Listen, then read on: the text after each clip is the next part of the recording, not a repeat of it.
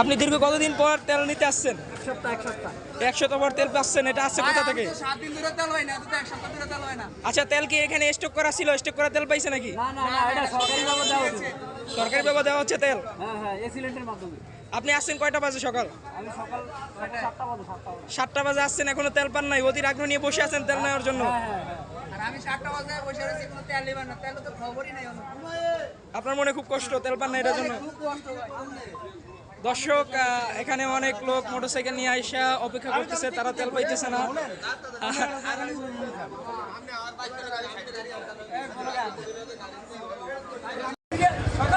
আপনি তেল দিতে কতক্ষণ আসছেন? কতক্ষণ ধরে ওয়েট করতেছেন? 2 ঘন্টা আগ থেকে আপনি এখানে ওয়েট করতেছেন। তেলে কি অবস্থা? আশঙ্কা কি তেল পাবেন?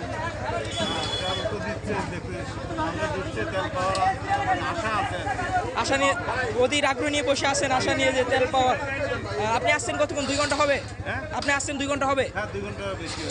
দর্শক, অনেক সিরিয়াল, লম্বা সিরিয়াল, অনেক লোক আপনার এখানে ওয়েট করতেছে তেলের সিরিয়ালের জন্য।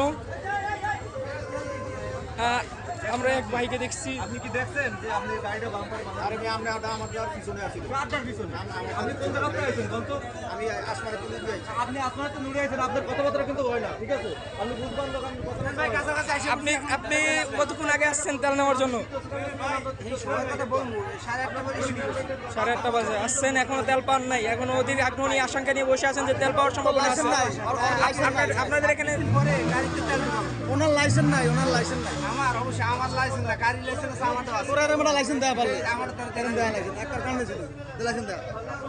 এই সাংবাদিকের পাশাপাশি এই যে কিছু লোক থাকে, এদেরকে আসলে